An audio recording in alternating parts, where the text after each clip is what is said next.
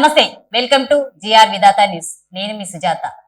మన ముందు Telangana realtors association state president Naragoni Praveen Kumar గారు ఉన్నారు. రియల్ ఎస్టేట్ గురించి కొన్ని విషయాలు ఆయన అడిగి తెలుసుకుందాం. నమస్తే సార్. నమస్తే అండి.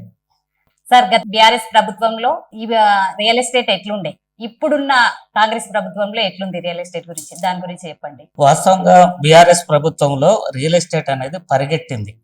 ఆసియా ఖండంలోనే తెలంగాణ రియల్ ఎస్టేట్ రంగంలో ముందున్నది మాట వాస్తవం. అయితే ఆగస్టు 26, 2020లో ఎప్పుడైతే అప్పటి బీఆర్ఎస్ ప్రభుత్వం ఎల్ఆర్ఎస్ ఉంటేనే రిజిస్ట్రేషన్ చేస్తామని చెప్పటం ఒకటి, గ్రామ పంచాయతీ లెవెల్లలో ఒక్కసారి కూడా రిజిస్ట్రేషన్ కాని ప్లాట్లను రిజిస్ట్రేషన్ చేయమని ఒకటి, అట్లాగే ధరణి అనేది తీసుకురావటం వల్ల రియల్ ఎస్టేట్ కొంతకాలం స్తబ్దంగా ఉండిపోయింది. అంటే అనేక సమస్యలు ధరణి ద్వారా లేదా ఎల్ఆర్ఎస్ ద్వారా గ్రామ పంచాయతీ లేఅవుట్ల ద్వారా రియల్ ఎస్టేట్ వ్యాపారులు ఎదుర్కొన్న మాట వాస్తవం. ఇప్పటికీ కూడా ఒక్కసారి కూడా గ్రామ పంచాయతీ లేఅవుట్లలో రిజిస్ట్రేషన్ కాని ప్లాట్లు ఇప్పుడు ఈ ప్రభుత్వం కూడా రిజిస్ట్రేషన్ చేయటం లేదు. ఈ 4 సంవత్సరాల నుంచి కొనుగోలుదారులు, అమ్మకందారులు, రియల్ ఎస్టేట్ వ్యాపారులు ఇబ్బంది పడుతున్నారు. నిజంగా చెప్పాలంటే బీఆర్ఎస్ గవర్నమెంట్ లో రియల్ ఎస్టేట్ కు ఒక స్వర్ణయుగం లాంటిది. కానీ ఎప్పుడైతే ఈ ప్రభుత్వం వచ్చిందో, ఈ ప్రభుత్వం వచ్చిన తర్వాత రియల్ ఎస్టేట్ అనేది పడిపోతూ వచ్చింది క్రమేణా. ఇప్పుడు చాలా దారుణమైనటువంటి పరిస్థితిలో రియల్ ఎస్టేట్ ఉంది. రాష్ట్ర ఆదాయంలో కీలక పాత్ర రియల్ ఎస్టేట్ వ్యాపారందే.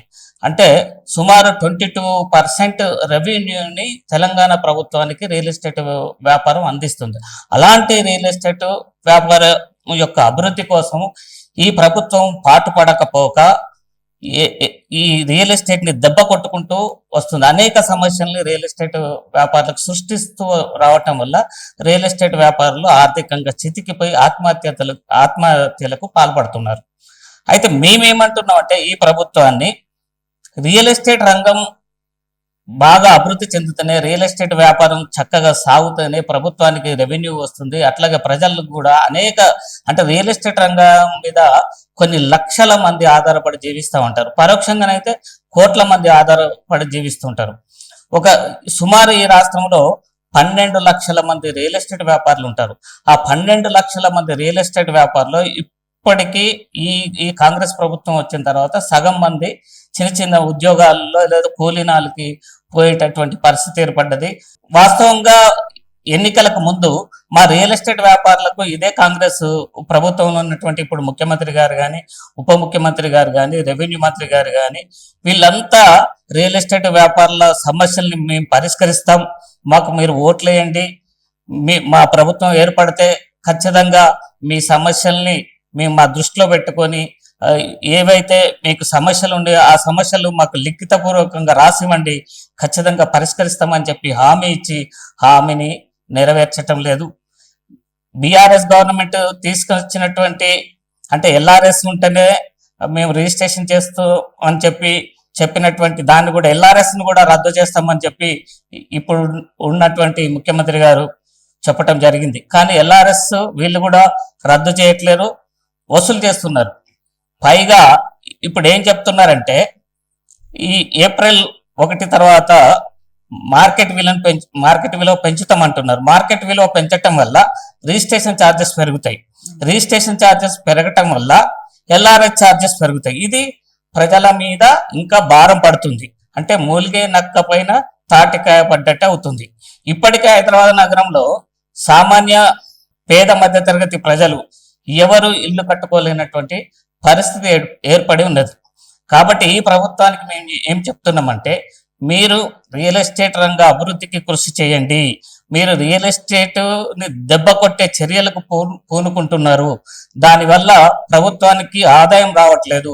అట్లాగే రియల్ ఎస్టేట్ వ్యాపారులు జీవనోపాధి జరగటం లేదు వాళ్లకు.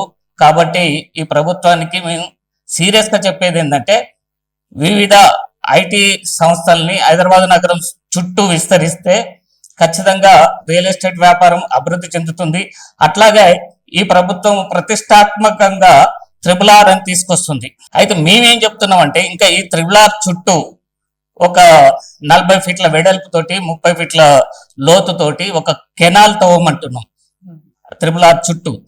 ఆ కెనాల్ తవ్విన తర్వాత ఆ కెనాల్లో బోటింగ్ పెట్టమంటున్నాం. హైదరాబాద్ నగరానికి కానీ తెలంగాణకి కానీ ఇక్కడ బోటింగ్ లేదు. అట్లాగే కెనాల్ పైన రోప్వేని ఏర్పాటు చేయమంటున్నాం. దీనివల్ల ఏంటంటే హైదరాబాద్ నగరం ఇంకా సుందరంగా, అందంగా, అంటే ప్రపంచ దేశాల ప్రజల్ని ఆకర్షించుకునేటట్లుగా ఉంటుంది. కాబట్టి రియల్ ఎస్టేట్ రంగంతో పాటుగా ఇతర రంగాలు కూడా అభివృద్ధి చెందే అవకాశం ఉంటుంది. కాబట్టి ఈ ప్రభుత్వానికి మేము ఈ సూచన చేస్తున్నాం. సరే సార్, ఇప్పుడు హైడ్రాని తీసుకొచ్చింది కదా సార్ కాంగ్రెస్ ప్రభుత్వం వచ్చిన తర్వాత, హైడ్రా వల్ల ప్రజలకు నష్టం ఉందంటారా లేక లాభం ఉందంటారా? ఇప్పుడు ఉత్త గొడ్డుకు కూతలు ఎక్కువ అట. ఉత్త గొడ్డుకు కూతలు ఎక్కువ. అట్లనే ఉంది హైడ్రా పరిస్థితి. హైడ్రా ఎందుకు తీసుకొచ్చింది గవర్నమెంట్? చెరువుల పరిరక్షణ కోసం హైడ్రాను తీసుకురావటం జరిగింది.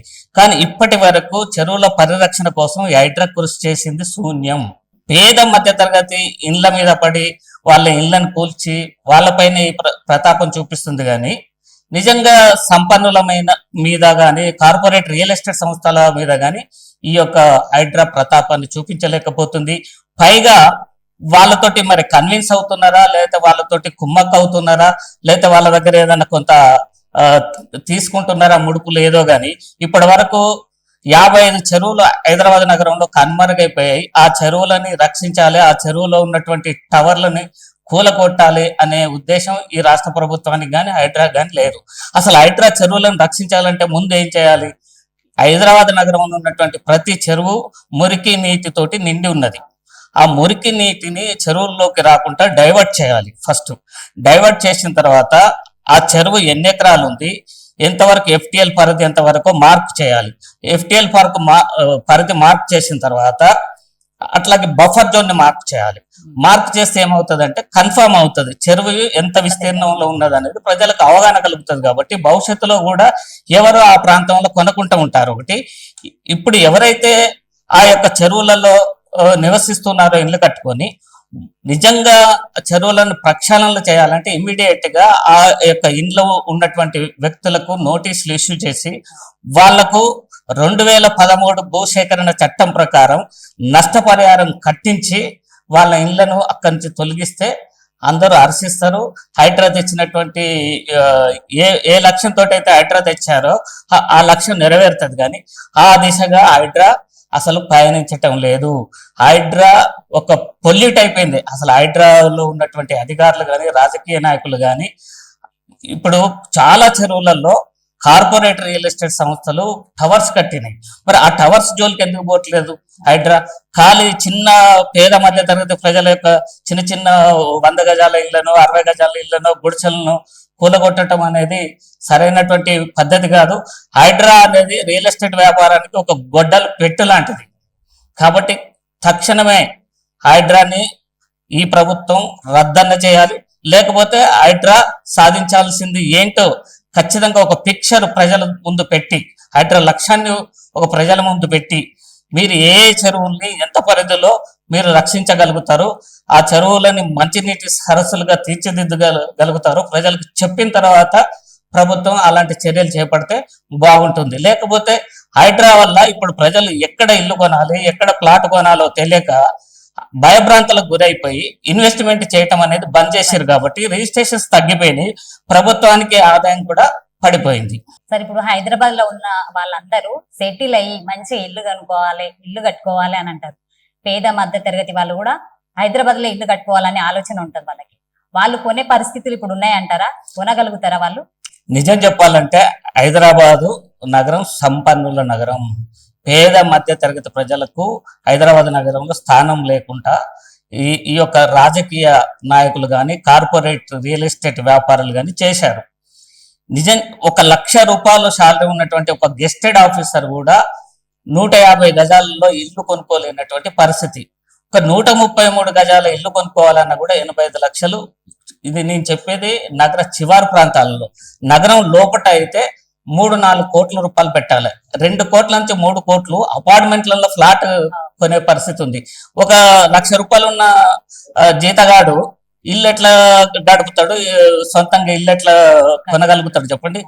హైదరాబాద్ నగరంలో అవినీతి పరులు, కార్పొరేట్ రియల్ ఎస్టేట్ వ్యాపారులు, లేకపోతే రాజకీయ నాయకులు మాత్రమే ఇండ్లు కొనుక్కొని ఇక్కడ ఉండేటటువంటి పరిస్థితుల్లో ఉన్నది.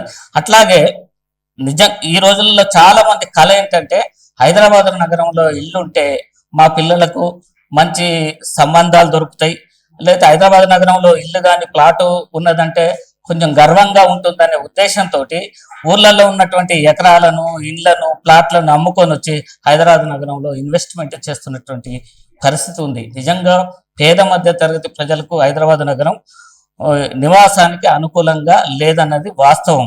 ధరలు విపరీతంగా పెరిగిపోయినాయి. అయితే కొన్ని ప్రాంతాల్లో ఇప్పటికి కూడా ధరలు అనుకూలంగా ఉన్నాయి. ఉదాహరణకు మనం వరంగల్ రోడ్డు చూసినా, విజయవాడ రోడ్డు చూసినా, సాగర్ రోడ్డు చూసినా కూడా ఇప్పటికీ 5,000 నుంచి 25,000 మధ్యలో ఓపెన్ ప్లాట్స్ దొరుకుతున్నాయి. గజానికి 5,000 నుంచి 25,000 మధ్యలో దొరుకుతున్నాయి. ఇల్లు కూడా ఒక 100 గజాల ఇల్లు 65 లక్షలు, లేదా 133 గజాల ఇల్లు 85 లక్షలలో, లేదా 150 గజాల ఇల్లు G+1 అయితే 1,25,00,000లో దొరుకుతున్నాయి. 200 గజాల ఇల్లు కొనాలంటే 2 కోట్లు పెట్టాలి. పేదవాళ్ళ పరిస్థితి మాత్రం కొనే స్థితిలో లేదంటారు ఇప్పుడు. 100% పేదవాళ్లకు ఇల్లు ఇల్లు కళలో ఇల్లు మాత్రమే కొని కొనుక్కోవాలి. అది కళలోనే వాళ్ళ కళలు కనాల్సింది. హైదరాబాద్ నగరంలో ఇల్లు కావాలని చెప్పి కానీ వాళ్ళకు హైదరాబాద్ నగరంలో నివాసానికి వాళ్ళకు చాలా కష్టమైనటువంటి పరిస్థితి, ఇల్లు కొనుక్కోలేరు. ఈ మధ్య కాలంలో రియల్ ఎస్టేట్ వ్యాపారులు చాలా మంది ఆత్మహత్యలు చేసుకుంటున్నారు. దానికి గల కారణాలు ఏమంటారు? అదే వ్యాపారం జరగటం లేదు. ఈ ప్రభుత్వం రాకముందు నుంచి ఒక 6 నెలల ముందు నుంచే ఈ ప్రభుత్వం వచ్చిన తర్వాత రియల్ ఎస్టేట్ వ్యాపారం జరగకపోవటం వల్ల వాళ్ళు ఎవరైతే అప్పులు తీసుకొచ్చి భూముల పైన కానీ అపార్ట్మెంట్ల పైన కానీ ఇండ్ల పైన ఇన్వెస్ట్మెంట్ చేశారో ఆ యొక్క ఇండ్లు కానీ అపార్ట్మెంట్లు కానీ భూములు కానీ సేల్ కాకపోవటం వల్ల వాటి ధరలు పడిపోవటం వల్ల ఆ తెచ్చినటువంటి అప్పులకు మిత్తులు చెల్లించలేక అవమానానికి గురై ఆత్మహత్యలు చాలా మంది చేసుకున్నారు. ఇది చాలా దారుణమైనటువంటి పరిస్థితి. ఇది ప్రభుత్వం మరి దీనిపైన ఎందుకు దృష్టి పెట్టలేదనేది ఆశ్చర్యకరంగా ఉంది. సరే, బీఆర్ఎస్ ప్రభుత్వం కానీ ఇప్పుడు ఉన్నటువంటి కాంగ్రెస్ ప్రభుత్వం కానీ కార్పొరేట్ రియల్ ఎస్టేట్ సంస్థలకు అనుకూలంగా నిర్ణయం తీసుకోవటం, వాళ్ళ వ్యాపారాలు అభివృద్ధి చెందాలి అనే దాంతో, ఎందుకంటే కార్పొరేట్ రియల్ ఎస్టేట్ సంస్థలు కోట్లాది రూపాయలు ఈ యొక్క రాజకీయ నాయకులకు కానీ ప్రభుత్వాలకు కానీ ముడుపుల రూపంలో ఇస్తారు కాబట్టి నిర్ణయాలన్నీ వాళ్ళకు అనుకూలంగానే ఉంటాయి.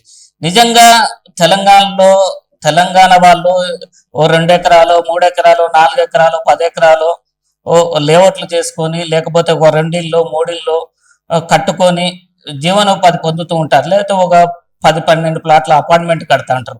వాళ్ళకు అనుకూలంగా నిర్ణయాలు తీసుకోవట్లేదు. తెలంగాణలో పుట్టినటువంటి వాళ్ళు చాలా చిన్న రియాల్టర్స్ ఉన్నారు. ఎవరైతే ఇతర రాష్ట్రాల నుంచి వచ్చారో వాళ్ళు కార్పొరేట్ రియల్ ఎస్టేట్ వ్యాపారులు ఉన్నారు. మాక్సిమం వాళ్ళే ఉన్నారు. వాళ్లకు అనుకూలంగా నిర్ణయాలు తీసుకొని దుర్మార్గమైనటువంటి చర్యకు ఈ రాష్ట్ర ప్రభుత్వం పాల్పడుతుంది.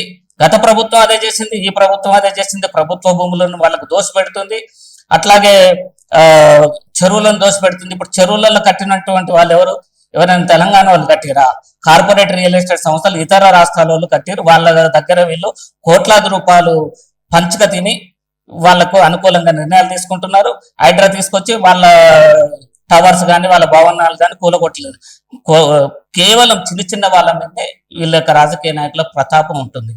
ఈ ప్రభుత్వం రియల్ ఎస్టేట్ వ్యాపారుల గురించి ఎటువంటి నిర్ణయాలు తీసుకుంటే బాగుంటుందని మీరు అనుకుంటున్నారు?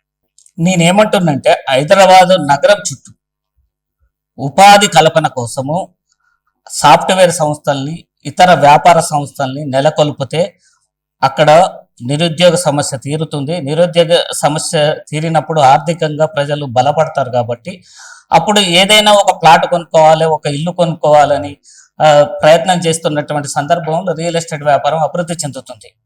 వాస్తవంగా ఈ రోజు హైదరాబాద్ నగరంలో కొన్ని లక్షల ఫ్లాట్స్, అపార్ట్మెంట్లో ఫ్లాట్స్ సేల్ కాక ఎదురు చూస్తున్నాయి కస్టమర్ల కోసం. అట్లాగే ఓపెన్ ప్లాట్స్ అవుట్స్కట్స్లలో ఇంతకుముందు ఒక 10,000 గజం అమ్మింది, వాళ్ళ 8,000 కూడా కొనే నాదుడు లేడు. కాబట్టి హైదరాబాద్ నగరం చుట్టూ వివిధ ఐటీ పరిశ్రమలు కానీ లేదా ఇతర పరిశ్రమలు కానీ రాష్ట్ర ప్రభుత్వం తీసుకొస్తే అక్కడ భూముల రేట్లు, ప్లాట్స్ రేట్లు, ఇండ్ల రేట్లు పెరుగుతాయి. అక్కడ ఉన్నటువంటి ప్రజలు కూడా ఆర్థికంగా స్థిరపడతారు. రియల్ ఎస్టేట్ వ్యాపారులు కూడా ఆర్థికంగా ఎదుగుతారు. రియల్ ఎస్టేట్ వ్యాపారం బాగుంటే రియల్ ఎస్టేట్ వ్యాపారం మీద డిపెండ్ అయి ఉన్నటువంటి అనేక వ్యాపారాలు ఉంటాయి. పెయింట్స్ కానీ, సిమెంట్ కానీ, స్టీల్ కానీ, హార్డ్వేర్ కానీ, ఇట్లా అనేక వ్యాపారస్తులకు బిజినెస్ నడుస్తుంది. రియల్ ఎస్టేట్ రంగం అభివృద్ధి చెందినప్పుడు మాత్రమే ఇతర రంగాలు కూడా అభివృద్ధి చెందడానికి అవకాశం ఉంటుంది. థ్యాంక్ యూ సార్, మీ అమూల్యమైన టైం మాకు కేటాయించినందుకు thank you so much. Thank you. Thank you. చూస్తూనే ఉండండి జిఆర్ విధాత న్యూస్. మళ్ళీ ఒక గెస్ట్తో మళ్ళీ రేపు కలుద్దాం. నమస్తే.